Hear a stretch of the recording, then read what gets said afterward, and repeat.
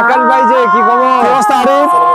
ওয়ালাইকুম সালাম। আপনার এটা দেখতেছি আমার ভালো লাগতেছে যে আপনি মানবিক কাজ বাদ দিয়ে এখন যে ছন্দগুলা বলতেছেন তাই। অত্যন্ত চমৎকার। আপনার এই ছন্দ আরেকটা শুনতে চাই, আমাকে খুব আনন্দ দিয়েছে। একটা যাই হোক, ছন্দ আমাদের বলেন। ভয়েস অফ আরিফ মোলাডুলি বাজার হঠাৎ করে দেখা হয়ে গেল পতিরাজপুর মাদ্রাসা মোড়ে।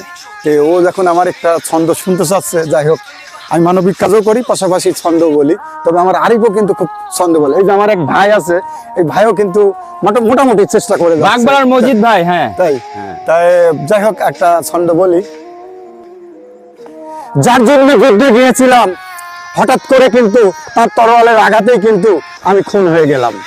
তাই যে প্রিয় ভাই এরকমই হয়। আরিফ, আসলে তুমিও তো কথা বলো, তো এই বিষয়টা তুমি তো দেখা বলতে তোমার মুখে ভয়েস। নিজেকে প্রমাণ করতে চাই কাজ দিয়ে, কারোর মুখের কথায় নয়।